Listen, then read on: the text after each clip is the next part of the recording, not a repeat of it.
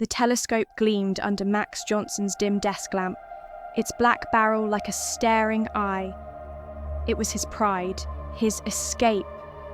He'd bought it fresh off the back of his first real paycheck, feeling like he was finally stepping into a bigger world, literally. The manual said the telescope's equatorial mount would let him track the heavens with pinpoint precision, nullifying the dizzying whirl of the Earth's rotation. Tonight, Max planned to capture the craters of the moon in a way no cheap Google image search ever could. He'd scouted the Sea of Tranquility, the Tycho crater, all ripe for the taking. But as fate would have it, Max Johnson wasn't destined to photograph craters that night. Max hunched over, twisting knobs and squinting through the eyepiece when a flash of light broke into his field of view. A pinprick, no bigger than a bright star, but oddly close. He pulled his head back, rubbed his eyes and leaned in again. There it was. And wait, another. Twin flashes, like tiny suns flaring out of nowhere. At first, he thought it was a lens flare or maybe a glitch, but no. The lights held their positions unwavering. Max wasn't the only one staring at the moon that night. Thousands of miles away, high atop Mauna Kea, the observatory's control room hummed with late-night chatter. Incoming message from, a Max Johnson, one of the technicians muttered, reading off a log. But Max's call was just the first ripple. Other amateur astronomers were saying the same thing. Lights on the moon, not stars, not satellites. The observatory's team zeroed in their massive scope on the lunar surface. When they saw what lay there, the room fell silent, save for the quiet whir of the telescope motors adjusting. "Get the Pentagon," someone whispered. By the time NASA scrambled the Hubble, it was already too late to keep things quiet. Too many backyard astronomers were posting blurry images online. Still, the Hubble was the best they had. The James Webb wasn't built for this.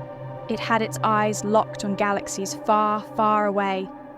The Hubble's old mechanical arm shifted and hissed, aligning the scope toward Earth's moon. The images came in, sharp and crisp despite the rushed calibration.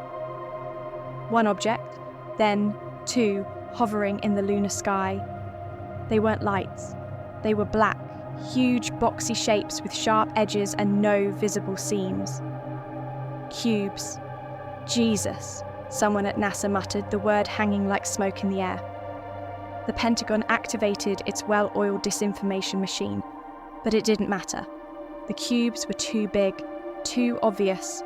Anyone with a halfway decent telescope could see them now. They cast shadows across the moon's surface, dark and menacing. And then they moved. From the belly of the cubes came a fine, glittering mesh.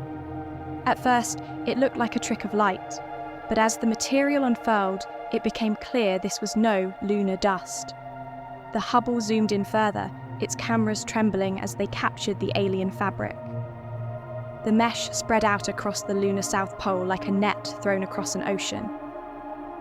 "What the hell is it doing?" Max whispered to himself, his telescope now locked onto the same scene. On Earth, the questions buzzed like wasps. What's the purpose? Are they building something? Preparing for an invasion? Then came the sky. From the moon's surface, a beam of light shot outward, expanding and branching like a spider's web. It unfurled across the heavens, wrapping Earth in its eerie glow. Was it a barrier, a shield, or a cage? The Pentagon's top brass watched in stunned silence. The words extraterrestrial containment field buzzed on secure lines, but nobody knew what it really meant. All they knew was that humanity's long-standing assumption that Earth belonged to us was being rewritten in real time.